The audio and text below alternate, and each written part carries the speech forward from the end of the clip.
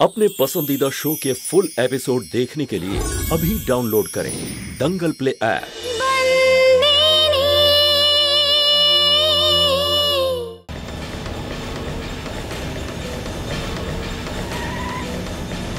Break मार।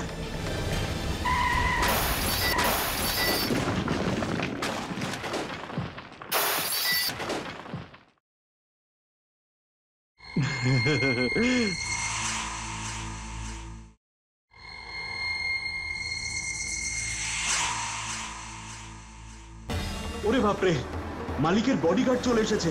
পালা এখান থেকে। কি করে যাব? স্টার্টার জ্যাম হয়ে গেছে। ট্রাক ছাড় আর পালা এখান থেকে। চল চল চল।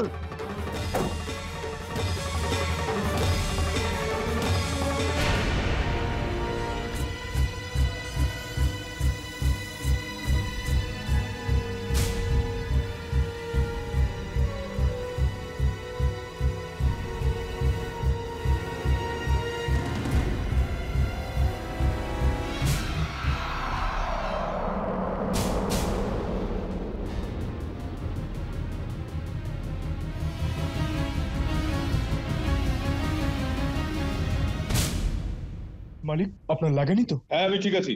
যা ড্রাইভার কি ধর। মালিক, বিনোদ আর রাজীব গেছে ওদের পেছনে। মালিক, কিছু হয়নি তো আপনার? আপনি ঠিক আছেন তো? হ্যাঁ, আমি ঠিক আছি। আরে তোর তো মাথায় চোট লেগেছে দেখছি। মালিক, আমার খুব ভয় করছিল আপনার যদি কিছু একটা হয়ে যেত। আরে কিচ্ছু হবে না,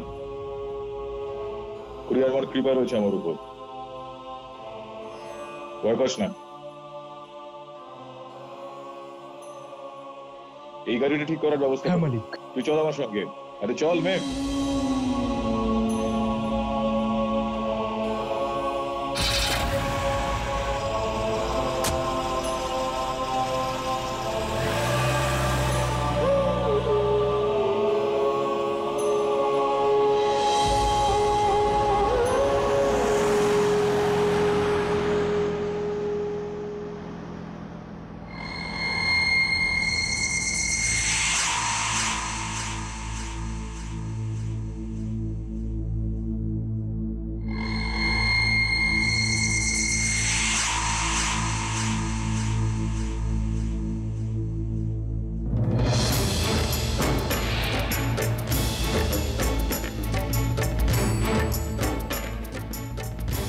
হ্যাঁ অবিনাশ দাদা,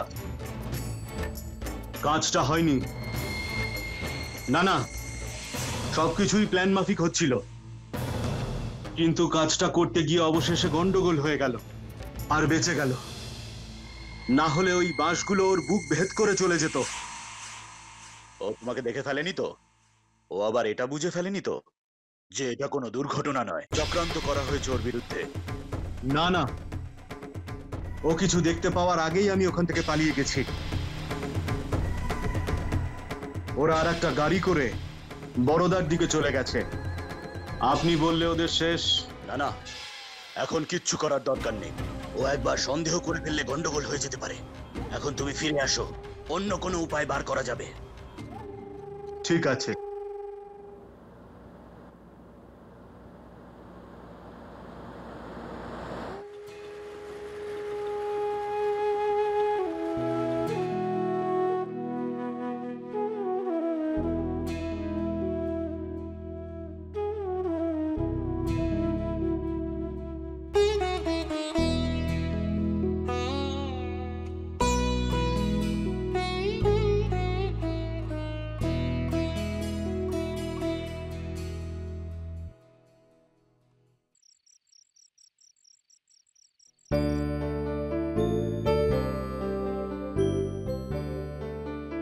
প্রথমে একটু লাগবে, কিচ্ছু হবে না।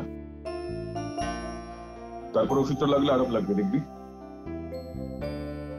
ভালো তো লাগছে। দেখ না, গেছে এতক্ষণে ডাক্তারকে আনতে। টিটেনাস ইনজেকশন তো দিতেই হবে, তাই না? সূচ? হ্যাঁ, তো কি হয়েছে? কতটা লেগেছে একবার দেখ। ও তো নিলে ঠিক হয়ে যাবে। আরে না হলে ঠিক হবে কি করে? ডিএম, ওই মেঘ না এসে গেছে।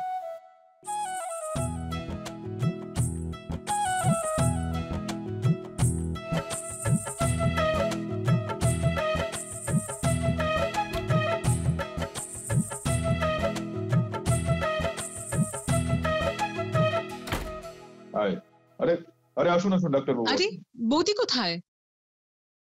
এতক্ষণ তো এখানেই ছিল, ভেতরে গেছে হয়তো। এই মেয়ে, আরে বাইরে আয়, ডাক্তারবাবু তো এসে গিয়েছেন। না মালিক, আমি বাইরে যাব না। সূচ দেখলেই আমার ভয় করে। আরে কিন্তু শান্তু বৌদি, ইনজেকশন না নিলে ঠিক কেমন করে হবে? এসো বাইরে। না মেঘনা দিদি, আমি সূচ ফোটাতে দেবো না। বাইরে আমি তখনই আসবো যখন ডাক্তারবাবুকে তোমরা বাড়ি পাঠিয়ে দেবে। আচ্ছা চল, ঠিক আছে। ডাক্তারবাবু আপনি এখন যান। আরে এবার কি হলো তোর মেয়ে? বাইরে চলে আয়, ডাক্তারবাবু চলে গিয়েছেন। ঠিক তো? ডাক্তারবাবু চলে গেছেন হ্যাঁ তো? বাইরে আয়, বাইরে আয় এবার। চল, এটা তো ভয়ের কি আছে, চল চল বস। আসুন আসুন ডাক্তারবাবু, আসুন।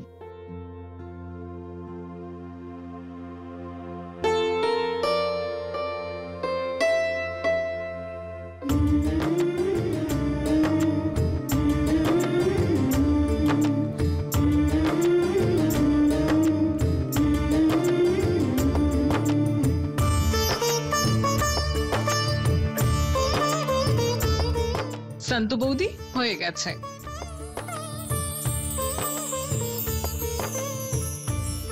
এবার চাইলে ডিএমকে ছাড়তে পারো।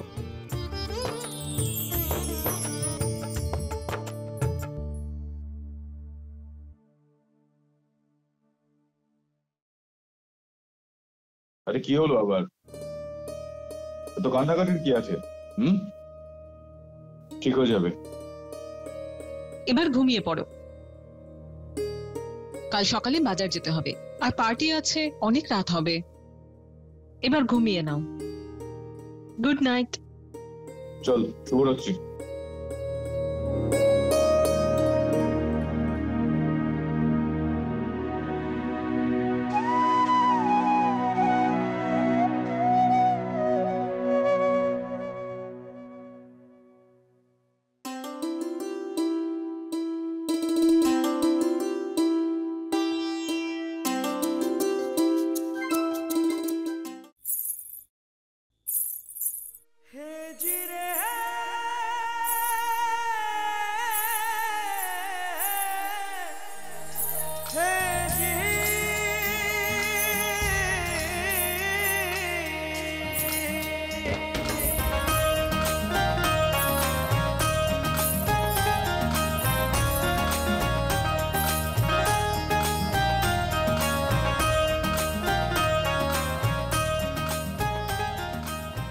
আমার বেয়াই মশাইকে তো আপনারা সবাই চেনেন। এখন আলাপ করাবো বেয়ানের সঙ্গে। এই যে আমার বেয়ান, শান্তু মাহিয়া বংশী, ডুগ্গুর হবু শাশুড়ি।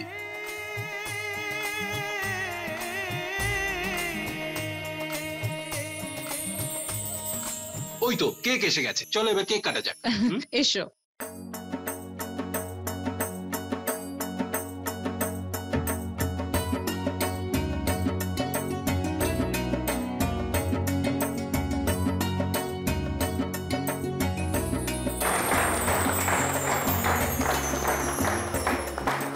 অনেক অনেক অভিনন্দন মেঘনা, অনেক অনেক অভিনন্দন রশি।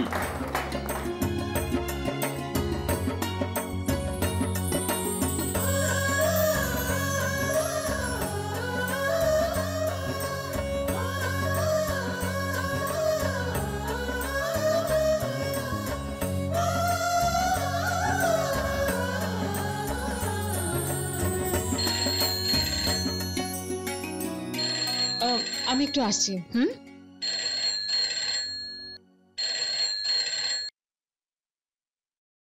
হ্যালো, হ্যাপি অ্যানিভার্সারি মা। ডুগ্গু, থ্যাংক ইউ বাবা। আচ্ছা শোন, তোর হবু শ্বশুরের সঙ্গে কথা বল। ডিএম, এদিকে এসো।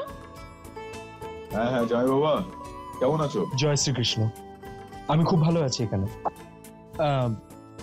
কাদম্বরী কেমন আছে? আরে বাবা, আমি কি করে বলবো? তো তোর হবু স্ত্রী, তুই নিজে ফোন করে খোঁজ নে, তুই নিজে একবার জিজ্ঞেস করে নে না। আচ্ছা চল, নিজের খেয়াল রাখিস। নে এবার মেঘনার সঙ্গে কথা বল। হ্যাঁ বাবা। আচ্ছা শোন, আমার সঙ্গে তো রোজ কথা বলিস, আজকে হবু শাশুড়ির সঙ্গে কথা বল। বৌদি, এসো না। জয় শ্রীকৃষ্ণ জামাই বাবা। জয় শ্রীকৃষ্ণ।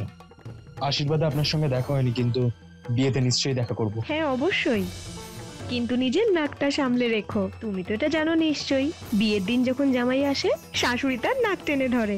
হ্যাঁ, নিশ্চয়ই সাবধানে রাখবো। এখন রাখছি তাহলে। বাড়ির সকলকে আমার প্রণাম জানাবো। জয় শ্রীকৃষ্ণ। জয় শ্রীকৃষ্ণ।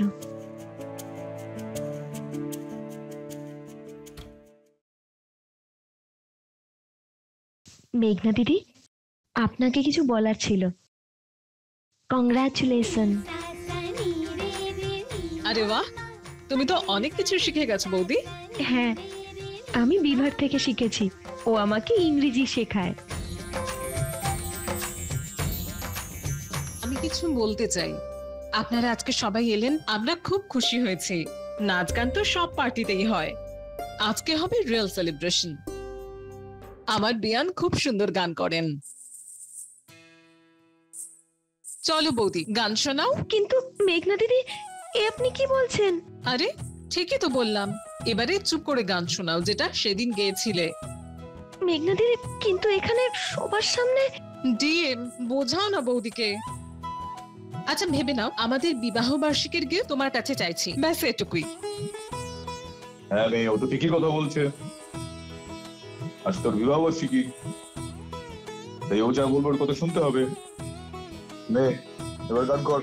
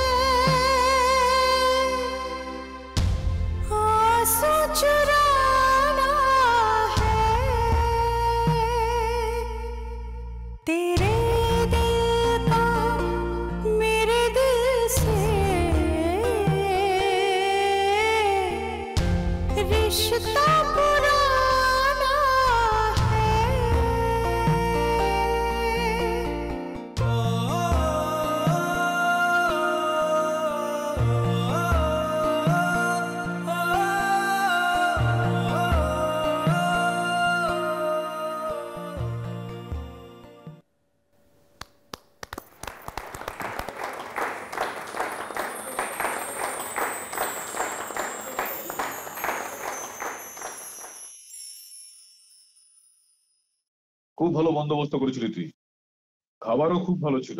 কোথায় ডিএম, আজকের পার্টি তো শেষ, কিন্তু বিয়ের আয়োজন কত বাকি আছে। আর হ্যাঁ, যুগ্গ আসছে, ওর এক্সাম শেষ হয়ে যাচ্ছে। ও আসবে, বিয়ের সব আয়োজন হবে, অথচ সময় কত কম আছে বলো। হ্যাঁ ঠিকই বলেছিস। আর এই ধরনের বিয়ের অনুষ্ঠানে যত সময় পাওয়া যায় ততটাই কম বলে মনে হয়। হ্যাঁ, আর ওদিকে ধরমপুরেও অনেক কাজ বাকি রয়ে গিয়েছে। ডিএম, তুমি একদম কোনো চিন্তা করো না। কাদম্বরী তোমার বাড়ি থেকে বিদায় নিয়ে নিজের বাড়িতেই তো আসবে। ধরমপুর থেকে কাদম্বরী যখন বিদায় নেবে তখন দুঃখ তো হবেই, কিন্তু আনন্দের বিষয় হলো ও তোমাদের মতন শ্বশুর শাশুড়ি পেয়েছে, তাই আমি নিশ্চিন্ত। চলো আমরা এবার আসি। আরে এখনই থেকে যাও না, একটা দিন তো থাকাই যায়। আর আমি বললাম না, ধরমপুরে আবার অনেক কাজ এখনো বাকি রয়েছে, আর গোটা রাত লেগে যাবে পৌঁছতে। আসি এখন। জয় শ্রীকৃষ্ণ। চল এবার, চল। চলো বৌদি।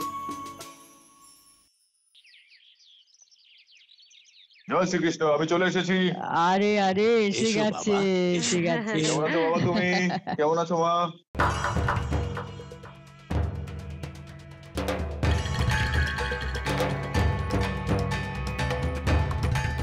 পিসিমা, এটা মেঘনা দিদি দিয়েছে আপনার জন্য। ঠিক আছে, যা রান্নাঘরে গিয়ে রেখে আয়। আরে রান্নাঘরে নয়, এই নাও, এটা খোলো আর সবাইকে মিষ্টি মুখ করাও। আচ্ছা, কাদুর বিয়ের দিন তাহলে ঠিক করে ফেলেছিস? আরে আমি এখানে কিছুই করিনি বাবা, আমাদের ঠাকুর মশাইয়ের সঙ্গে কথা বলে মেঘনা সব দিনক্ষণ ঠিক করে ফেলেছে। কিন্তু বাবা, এত তাড়াতাড়ি? কেন? আমি তো জানতাম মেয়েরা তোদের বিয়ের কথা শুনে লজ্জা পেয়ে যায়। তোর মুখটা এরকম শুকিয়ে গেল কেন? কি হয়েছে? একদম মায়ের মতো হয়েছে। হ্যাঁ, তোরা সুভদ্রার যখন বিয়ে হয়েছিল না, তখন ও এই রকমই বলেছিল। ও বলল যে, মা তোমার এত বিয়ে দেওয়ার তাড়া কিসের? হ্যাঁ, আমাদের কাদম্বরীও ডুগ্গুকে গিয়ে এরকমই কিছু আলাদা করে বলবে। তাই মা,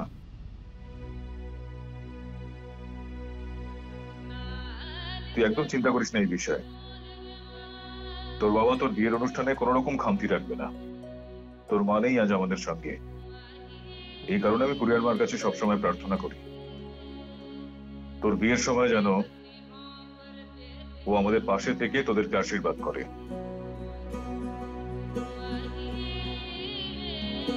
তুই একদম চিন্তা করিস না, সব ঠিক হয়ে যাবে।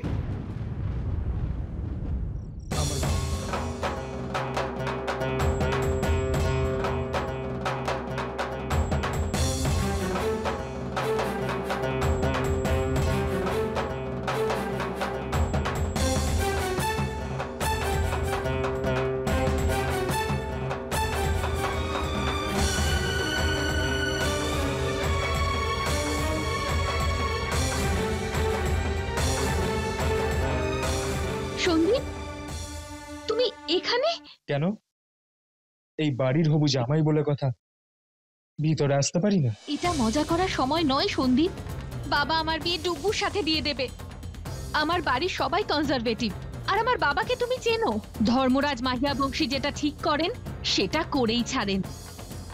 আর যদি এটা সত্যি হয়, আমি এই বিয়ে করতে পারবো না। এই বিয়েতে ভালোবাসাই নেই।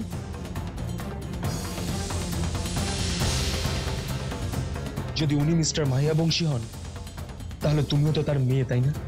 সেটাই করো যেটা তোমার মন চায়। সন্দীপ, আমার বাবা। কাদম্বরী, আমি মানছি যে বাবা মায়েদের সম্মান করতে হয়, কিন্তু বাবা মায়েদেরও তো ছেলে মেয়েদের মনের কথা বুঝতে হয়, তাই না? এটা তো খুব সাধারণ ব্যাপার। আর তাছাড়া আমিও মিস্টার অবিনাশ চৌধুরীর ছেলে। উনিও কিন্তু সমাজে তোমার বাবার মতনই একজন পরিচিত মানুষ। আর আমার বাবাও সেই বিজনেসটাই করে যেটা তোমার বাবা করে। কিন্তু আমার বাবা ব্যবসা আর সন্তানের ভালোবাসার মধ্যে পার্থক্যটা বোঝেন।